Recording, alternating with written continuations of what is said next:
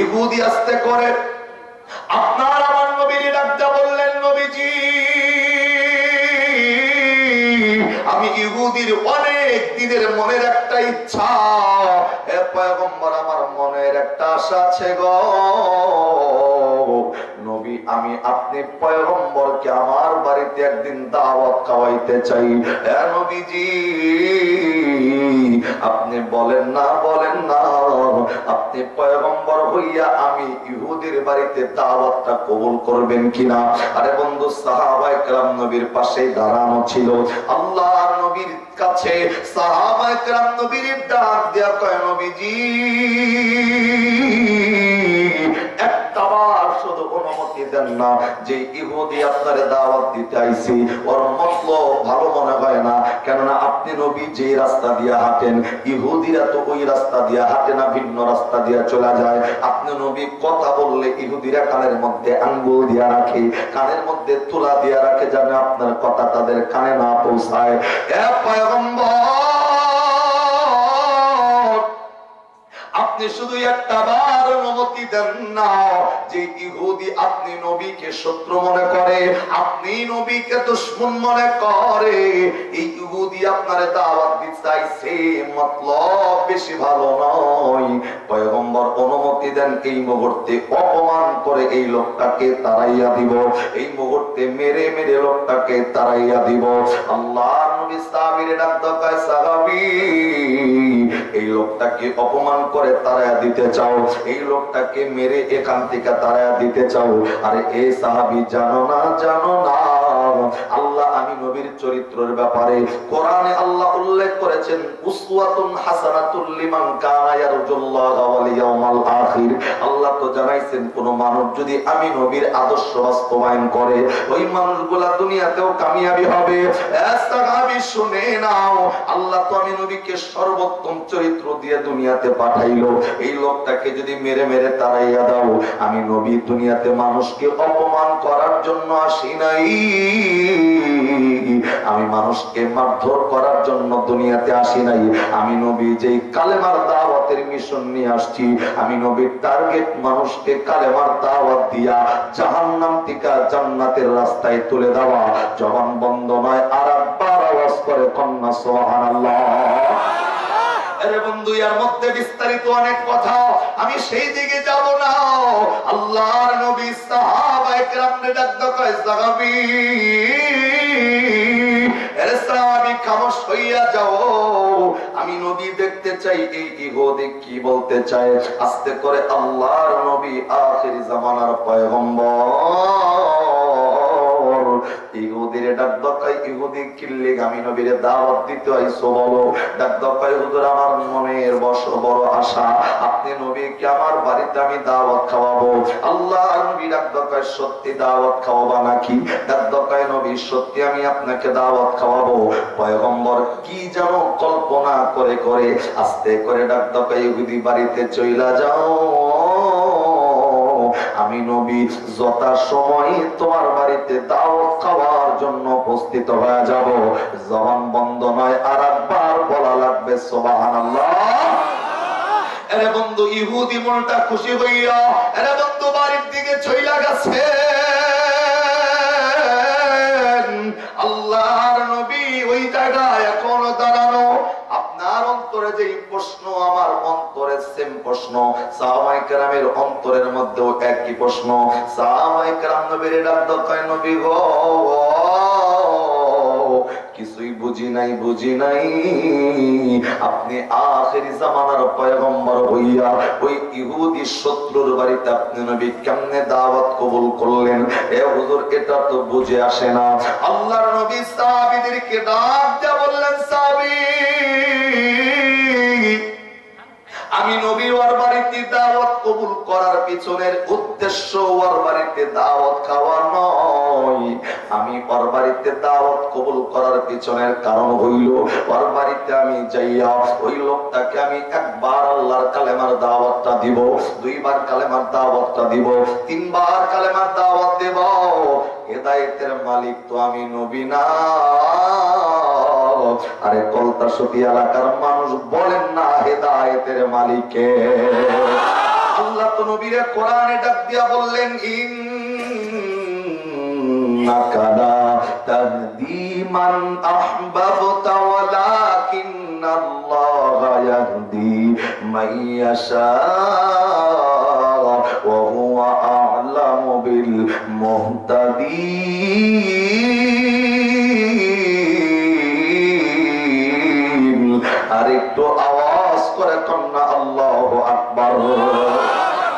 আল্লাহ তো নবীর ডাকতে কয় নবী ইন্নাকা লা তাহদি মান আহবাবতা, আপনি চাইলেও নিজের আপন আপন মানুষকে হেদায়েত দিতে পারবেন না, কালেমার দাওয়াত দিতে পারবেন না, সৎ পথে আনতে পারবেন না। কেন পারবেন না? ওয়ালাকিন্নাল্লাহা ইয়াহদি মান ইয়াশা, হেদায়েতের মালিক আপনি নবী না, হেদায়েতের মালিক কে? আল্লাহ।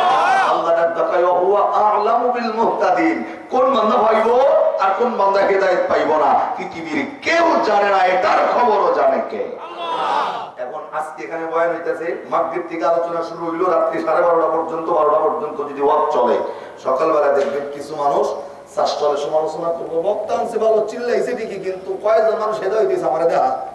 একজন আর একজন কইব, আর একজনের ডাক্তার কইব হেদায়েত না পাইলো, কালেকশন তো হইছে। এরকম পাবলিক আছে রে? আমি আপনাকে জিগাই ভাই, বলেন তো বক্তায় কি হেদায়েত দিবার পারবো কাউরে? যারা কথা কন না, এটা কি আমগো বিরোধিতা? বক্তা হেদায়েত দিবার পারবো? হেদায়েত দিব কেডা? আল্লাহ। আল্লাহ তো হেদায়েতের দায়িত্ব নবীর হাতেও ছাইরা দেয় নাই। কথা কন না কেন? যদি নবীর হাতেও হেদায়েত থাকতো, বিশ্বাস করেন নবীর চাচা আবু তালেব বেঈমান হইয়া কবরে যাওয়া লাগতো না। কতবার নবী কালেমার দাওয়াত দিয়েছে নিজের চাচাটারে, রাজা কইছে চাচা মুসলমান হও, তুমি যদি জাহান্নামের আগুনে জ্বলো আমি নবী সহ্য করতে পারবো না। চাচা মুসলমান হয় নাই, লাস্ট মৃত্যুর আগে জায়গাটা তখন ডেকের উপরে আবু তালেব ঘরের মধ্যে শুয়ে রয়েছে। আল্লাহ নবী শুনছে আমার চাচা মরবো মরবো ভাব, নবী দৌড়াইয়া যায় ঘরের মধ্যে ডাক দেখা, ইয়া আম্মি আবি তালিব কুল লা ইলাহা ইল্লাল্লাহ হাজ্জুল লাকা ইনদাল্লাহি ইয়াউমাল কিয়ামা, রাওয়াহুল বুখারী। আল্লাহ নবী চাচারে ডাক দেখা, চাচা বহুবার কালেমার দাওয়াত দিছে, মুসলমান হও নাই, আজকে আমি নবী তোমার একটা সুযোগ দেই। কি সুযোগ? নবী ডাক দেখায়, আমি নবী আমার কানটা তোমার মুখের কাছে আগায় দেব। ভালো করে বোঝেন, নবী বলতেছেন আমি আমার কানটা তোমার মুখের কাছে আগায় দেই, তুমি শুধু ফিস ফিস করে একবার আমার কানে কানে কও লা ইলাহা, এতটুকুই, পরের টুক বা নবী বলতেছেন শুধু একবার কয়া দাও লা ইলাহা ইল্লাল্লাহ, আমি নবী মুহাম্মদুর রাসূলুল্লাহর নবী নাম আল্লাহ, শুধু আল্লাহ এক, এটা স্বীকার কইরাও তুমি যদি মৃত্যুবরণ করতে পারো যে আল্লাহ ছাড়া কোনো মাবুদ নাই, এতটুক বলেও যদি সাক্ষী দিয়া মরো, চাচা আমি নবী তোমারে জানায় দিলাম, এতটুক স্বীকার করেও মৃত্যুবরণ করলে কিয়ামতের ময়দানে তুমি চাচাকে ছাড়া আমি নবী জান্নাতের ময়দানে ঢুকবই না। একবার সুবহানাল্লাহ। নবী বলে খালি লা ইলাহা ইল্লাল্লাহ কইরা মরো, তোমারে ছাড়া জান্নাতে যাব না। এর চাইতে বড় সুযোগ পৃথিবীর জীবনে কেউ পায় নাই, পাওয়ার কোনো সম্ভাবনা নাই। সারা জীবন না ফরমানির পরে নবী যা কানে, তাও জোরে কও লাগবে না, কানে কানে কও লা ইলাহা ইল্লাল্লাহ কইরা মরো, তোমার জন্য জান্নাতের সুপারিশ আমি নবী করব। কিন্তু চাচা আবু তালেব বড় বড় কাফের চেহারার দিকে চাইয়া ডাক দাও, বাতিজা দুনিয়াতে কিন্তু আমি আমার একটা চেয়ারম্যানের চেয়ার আছে, এই চেয়ারের একটা সম্মান আছে। আজকে যদি এতগুলা কাফেরের সামনে আমি যদি বেঈমান, আমি যদি এই কালেমা ধর্ম গ্রহণ করে যদি মরি, ইসলাম ধর্ম গ্রহণ করে মরলে যে সম্মানটা কামাইছিলাম এই সম্মান আর থাকবো না। যেহেতু মুসলমান হইলে সম্মান থাকে না, আমি ওই মুসলমান হইবার পারবো না। এখানে গুন্ডুরি গুন্ডুরি কথা বলে কেটে যাচ্ছে,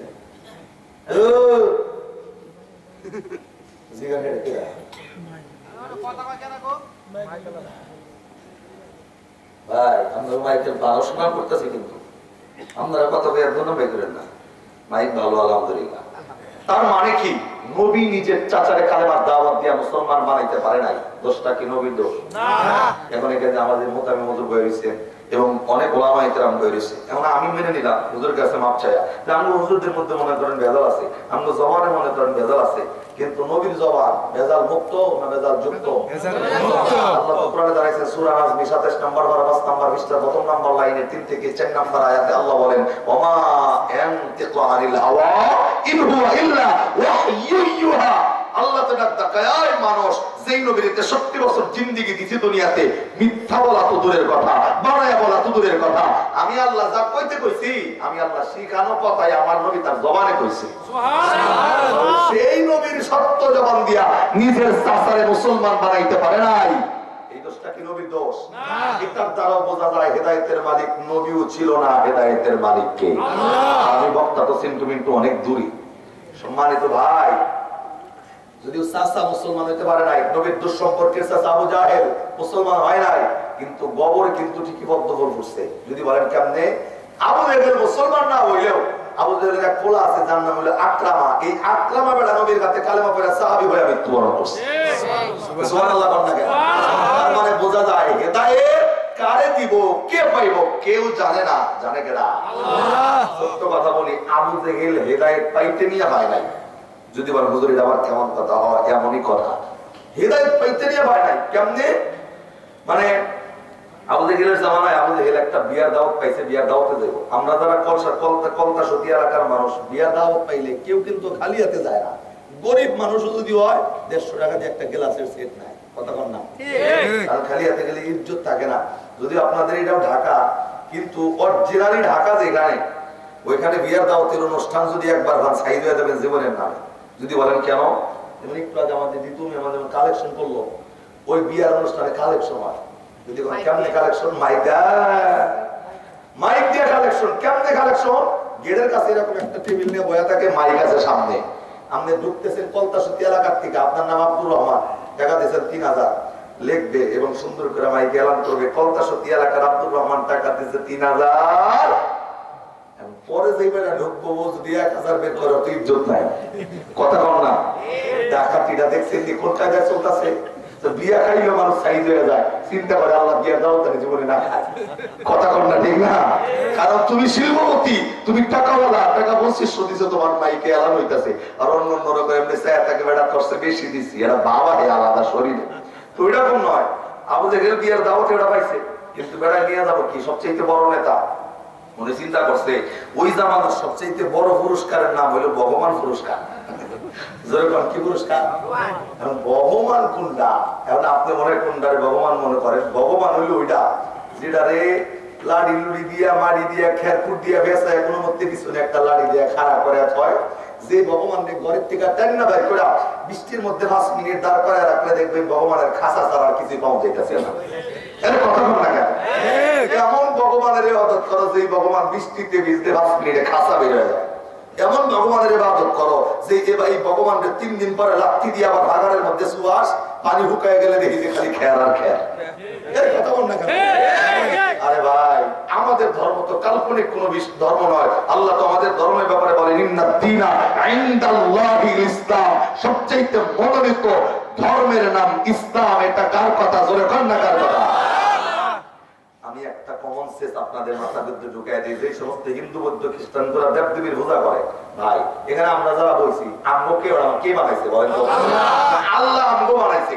কিন্তু এই যে চশমাটা দেখতেছেন, এই চশমা কিন্তু মানুষের আবিষ্কার। এই মাউথপিস মানুষের আবিষ্কার। আমার হাতের ঘড়িটা মানুষের আবিষ্কার। টিস্যু বক্সটা মানুষের আবিষ্কার।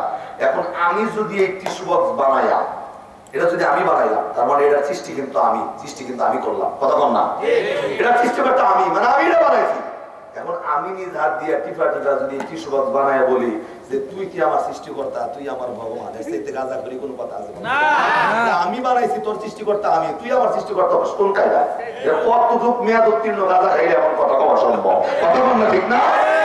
তো কমন সেন্স তো মাথায় কেমন লাগবো যে কারে ভগবান কইতাছো বেড়া? তো ওই কথাও নয়। আমাদের এখানে চিন্তা করছে যে দাওয়াত খাইবে কেমন লাগবো, তো কি করছে? ভগবান একটা কান দিয়ে নিছে, সবচেয়ে বড় পুরস্কারটা নিয়ে রওনা দিছে। রাস্তায় হেঁটে যাইতে যাইতে আবু জাহেলের আইছে 1 নাম্বার, মানে হিসাব আইছে বেড়ায় মুখবো কেমনে? ভগবান কান্দে নিয়ে তো হিসাব করা আদবের খেলা, কথা কন না? ভগবান কান্দে নিয়ে আবার মুখবো কেমনে বেড়ায়? তো খালি চিন্তা করতেছে একটা গাছ গুছালি পাইলে তাও হেরার লগে ঠেলনা দিয়া একটু মতন যায়। তো যাইতে যাইতে পেশাবের ব্যাগ যখন বেশি, কোন মধ্যে একটা গাছ পাইছে। আবু জাহেল চিন্তা করছে এইখানে তুই ভগবান একটু দাঁড়া, আমি আইতেছি খালি মুইটা।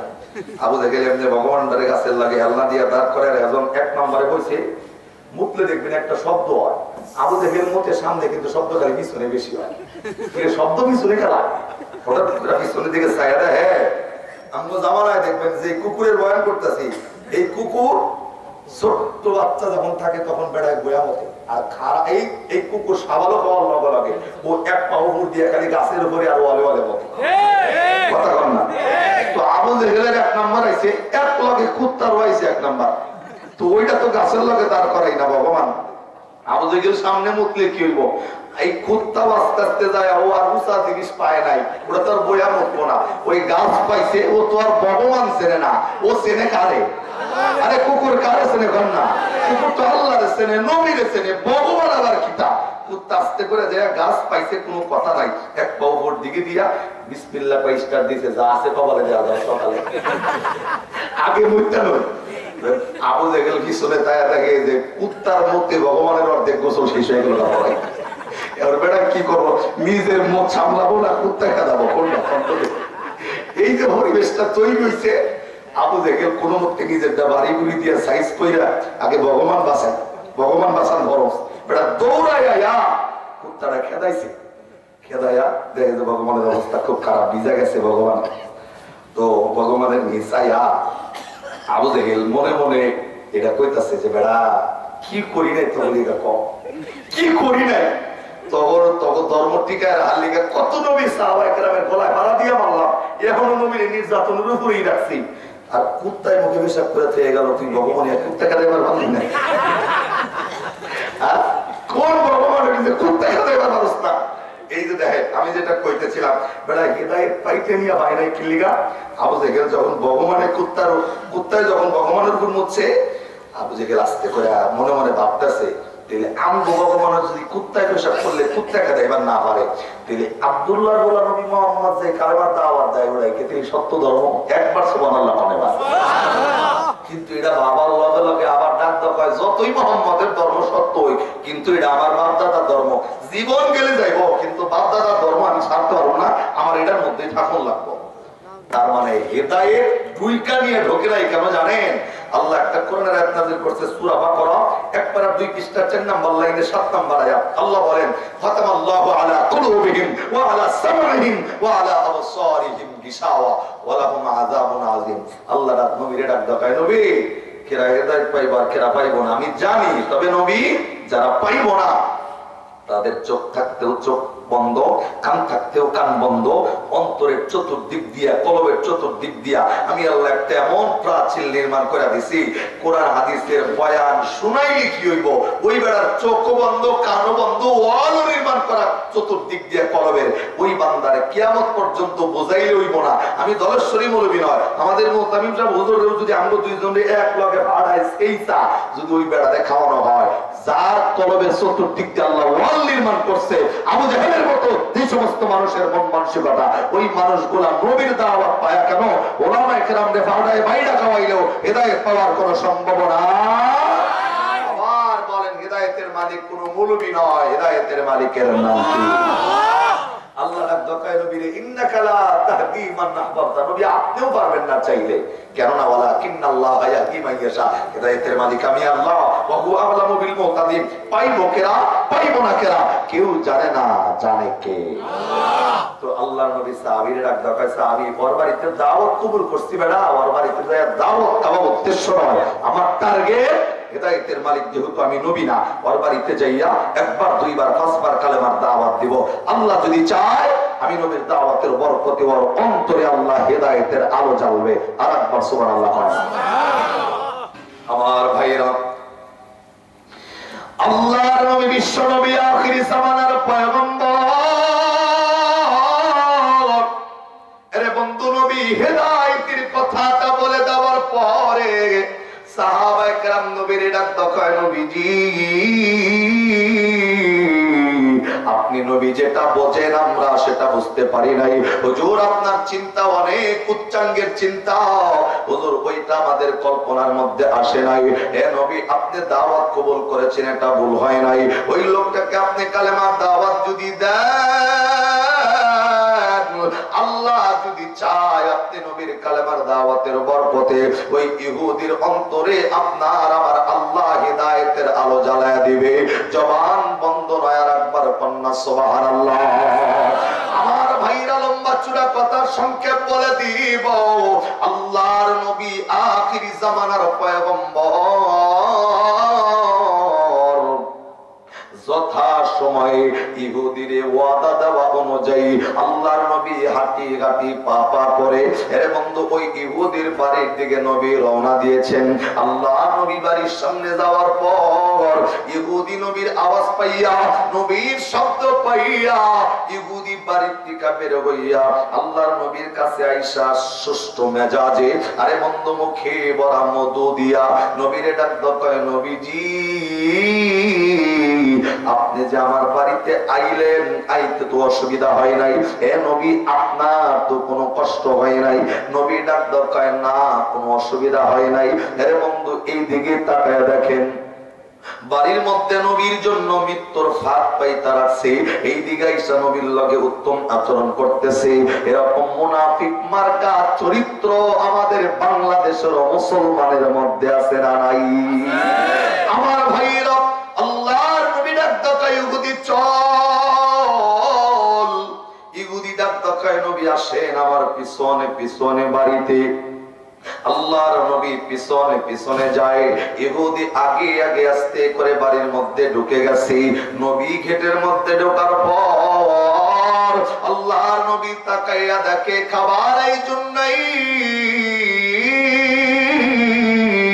আল্লাহর নবী তাকায় দেখেন ইহুদি একটা পাশে লম্বা একটা কুকুর নিয়ে দাঁড়ানো, ইষ্ট একটা কুকুর নিয়ে ইহুদি দাঁড়ানো। নবী তাকায় তাকায় দেখতেছেন, নবী দেখলেন খাবারের ব্যবস্থা তো নাই, ইহুদি তো আমার জন্য ভিন্ন রকমের আয়োজন করছে। আল্লাহর নবী জায়গায় দাঁড়ায়া দৃশ্যগুলা দেখতেছিল। ইহুদি আস্তে করে কুকুরের গলার রশিটা ছাইরা দেয়, আর কুকুর শিকারীকে ডাক দয়, কুকুরে সারা জীবন যার জন্য তোমারে খাওয়াইলাম, সারা জীবন যার জন্য এত আদর পাইলা যত্ন পাইলা, আজকে তোমার সামনে শিকার হাজির হইয়া গেছে। সবটুকু শক্তি প্রয়োগ কইরা হলেও ওই মানুষটাকে সামনে থেকে দুনিয়ার থেকে বিদায় কইরা দিবা। জবান বন্ধ নয়, আবার কন্যা নাউজুবিল্লাহ। আমার ভাইরা, আল্লাহর নবী আখিরি জামানার পয়গম্বর। এর বন্ধু জবান দিয়া কোনো কথা কয় নাই, নবী পিছপাও হয় নাই, নবী জায়গায় দাঁড়ানো। ইহুদি কুকুরের গলার রশি ছেড়ে দেওয়ার লগে লগে কুকুরটা দৌড় দিছে আপনার আমার নবীকে দুনিয়ার থেকে বিদায় করে দেওয়ার উদ্দেশ্যে। সারা জীবন যার জন্য খাইছে ইহুদি তার কথা শোনার জন্য, কুকুর ইহুদি মালিকের কথা শোনার জন্য, ইহুদিকে খুশি করার জন্য। আরে বন্ধু, নবীর আক্রমণ করার জন্য যখন কুকুরটা দৌড় দিছে, আল্লাহর নবী হিংস্র প্রাণী কুকুরটা দেখেও নবী পিছপা হয় নাই। কেননা আল্লাহর নবী জানে তার জন্য সূরা আম্বিয়া 17 পারা 10 পৃষ্ঠা 6 নম্বর লাইনের 107 নম্বর আয়াত আল্লাহ রাব্বুল আলামিন নাযিল করে রাখছেন, হে পয়গম্বর শুধু মানুষ এবং জিনের জন্য আপনি নবী রহমত না, সমাজের নিকৃষ্টতম প্রাণী কুকুরের জন্য আপনি নবীকে রহমাতাল লিল আলামিন করে দুনিয়াতে পাঠাইয়া দিয়েছে কে? আমার ভাইরা, আল্লাহর নবীজি আরে বন্ধু জায়গায় দাঁড়ানো, নবী পিছন দিকে যাই নাই, আল্লাহর নবী জায়গায় দাঁড়ায় আছে। কুকুরটা দৌড়াইয়া একেবারে নবীর সামনে চলে আসছি। আরে বন্ধু কিতাব বলা লেখেন, আর একটা কদম সামনে দিলেই নবীরে ধরা যায়। কিন্তু কুকুরের মাথার মধ্যে আমার আল্লাহ কিঞ্চিত একটা প্রশ্ন ঢুকায়া দিছে, আমার আল্লাহ একটা চিন্তা কুকুরের মাথার মধ্যে ঢুকায়া দিছে। কুকুরটা জায়গায় দাঁড়ায়া চিন্তা করতেছিল, আর একটা কদম সামনে দিলেই নবীরে ধরা যায়। কিন্তু যেই মানুষটার জন্য এতদিন এত যত্ন পাইলাম, যেই শিকারীকে দুনিয়ার থেকে বিদায় করা দেওয়ার জন্য এত ভালো ভালো খাবারটা পাইলাম, যেই মানুষটারে মারব আল্লাহ তার মাথার মধ্যে ঢুকায় দিয়েছে কুকুরে, যেই মানুষটারে ধরবি ওই মানুষটার চেহারাটা তো এক নজর দেখা নিলি না। জবান বন্ধ নয়, আবার কন্যা সুবহানাল্লাহ। আল্লাহর খেলা তো বোঝা যায় না, যায় না, যায় না। আল্লাহ তো কোরআনে বলেন, ওয়া মাকারু ওয়া মাকারাল্লাহ ওয়াল্লাহু খায়রুল মাকিরিন।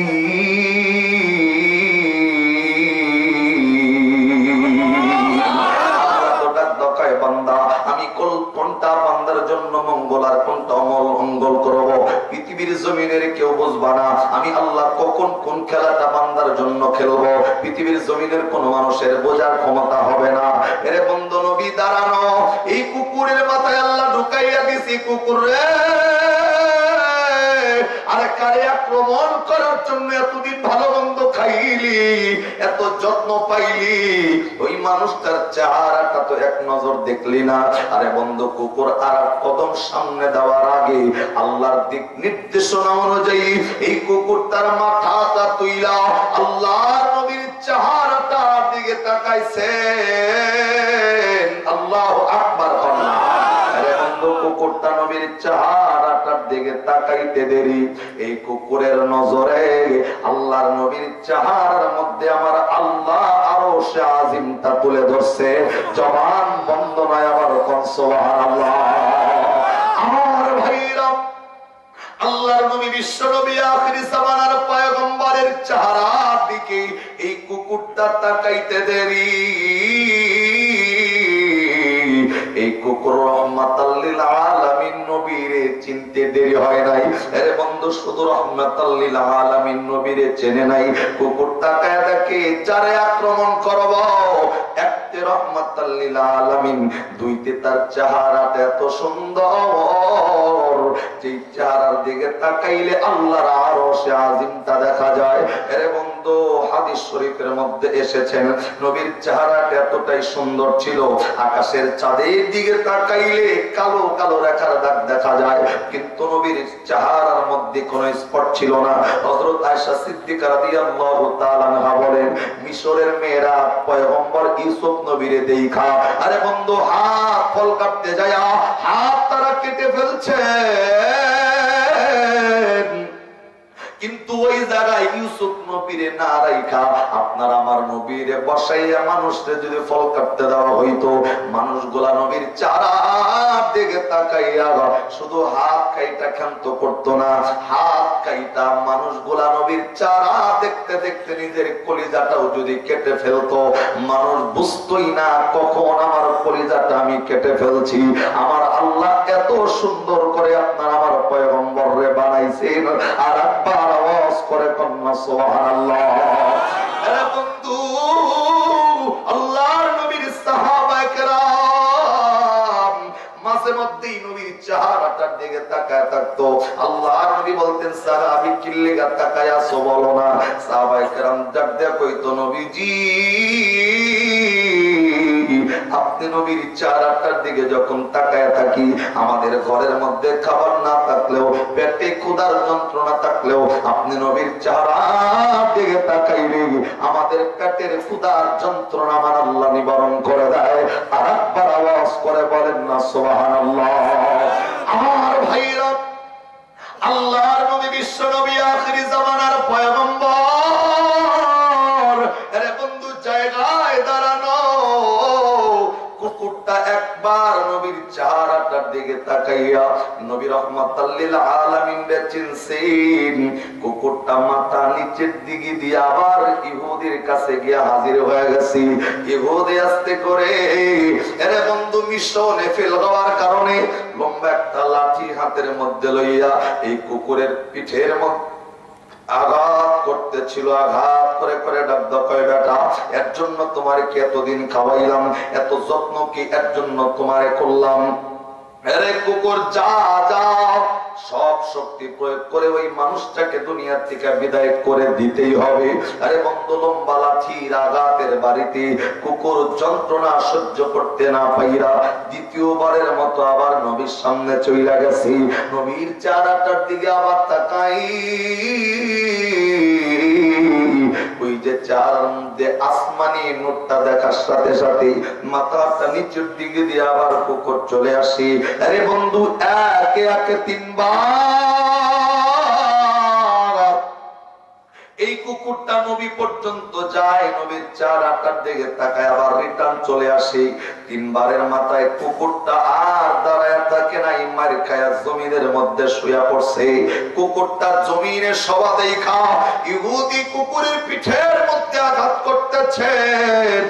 আঘাতের পর আঘাত করে করে যখন এই কুকুরটা জমিনটাকে রক্তাক্ত করতেছিল। কুকুর যন্ত্রণা সইতে না পাইরা আসমানের মালিকরে ডাক দিয়া বললেন, আল্লাহ, তোমার নবীর ইজ্জতের বরকতে আমি কুকুরের জবানটা যদি একটু খুইলা দিতাম, এ পয়গম্বরের ইজ্জতে জবান খুইলা গেলে আমি আমার এই ইহুদি মালিকের লগে একটু কথা বলতাম। এই কুকুর আল্লাহর নবীর দোহাই দিয়া নিজের জবানের আরজি জানাইতে দেরি আমার আল্লাহ এই সমাজের নিকৃষ্টতম প্রাণী কুকুরের জবানটা আল্লাহ খুইলা দিতে দেরি করে নাই।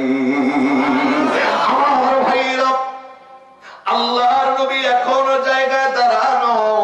আরে বন্ধু, কুকুরের জবানটা খুলে যাওয়ার পর ইহুদি মালিক যখন পিঠের মধ্যে আঘাত করতেছিল, কুকুরটা সহ্য করতে না পাইরা এই ইহুদির দিকে নজরটাকে ঘুরাইয়া আস্তে করে ডাক দেয়, ইহুদি, কারে মারার জন্য পিঠের মধ্যে আঘাত করতেছো? আরেক ইহুদি চেনো না? ইনি তো পৃথিবীর জমিনের সর্বশ্রেষ্ঠ মানব, ইনি তো নবী রাহমাতাল লিল আলামিন। আর ইহুদি, তুই যদি এই নবীর আক্রমণ করার জন্য আমার পিঠে মারতে মারতে যদি আমাকে দুনিয়া থেকে বিদায় কইরা দাও, আমি আমার জীবন দিতে রাজি,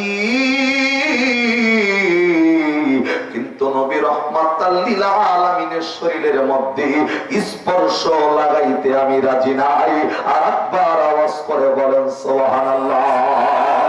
আমার ভাইরা, আল্লাহর নবী তাকায়া তাকায়া দৃশ্যগুলা দেখতেছেন।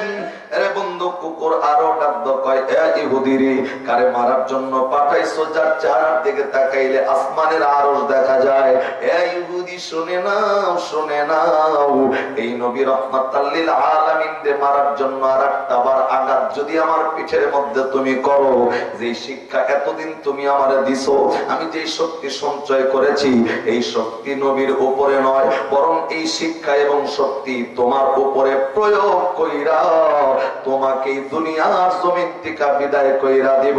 তারপরেও নবীর শরীরে একটা আঘাত আমি কুকুর লাগতে দিব না। আর একবার আওয়াজ করে কন্যা সুবহানাল্লাহ। আমার ভাইরা, কুকুরের জবানটা খুইলা যাইয়া উল্টা ইহুদিরে যখন শাসন করতেছিল, এই ইহুদি মালিক হাতের মধ্যে থেকে লাঠিটা জমিনে ছাইরা দিছি। ইহুদি দাঁড়াইয়া তরতর করে কাঁপতেছিল। আল্লাহর নবী তাকায় দেখে একেবারে বিষয়টার মোড় ঘুরে গেল। আল্লাহর নবী তাকায় দেখে ইহুদির হাতে লাঠি নাই, কুকুরের জবান খোলা। ইহুদি নিষ্কানে শুনছে, দেখছে। আরে বন্ধু, আল্লাহর নবী ইহুদির চেহারাটার দিকে তাকাইয়া দেখে এই ইহুদির গাল বায়া বায়া পানি গুলা এক ফোঁটা করে করে জমিনের মধ্যে পড়তেছে। আল্লাহর নবী ডাক দেয়, ইহুদি, আমি নবীর দাওয়াত দিছ, আমি নবী বুঝি নাই মরণ ফাঁদ আমার জন্য পাচ্ছ, তারপরেও আমি নবী এসে দেখার পরেও কুকুর লেলায় দিছ, কুকুর আসে নাই। আমি তারপরেও নবী তোমারে একটাও গালি দিলাম না, আমি একটাও বকা তোমারে দিলাম না।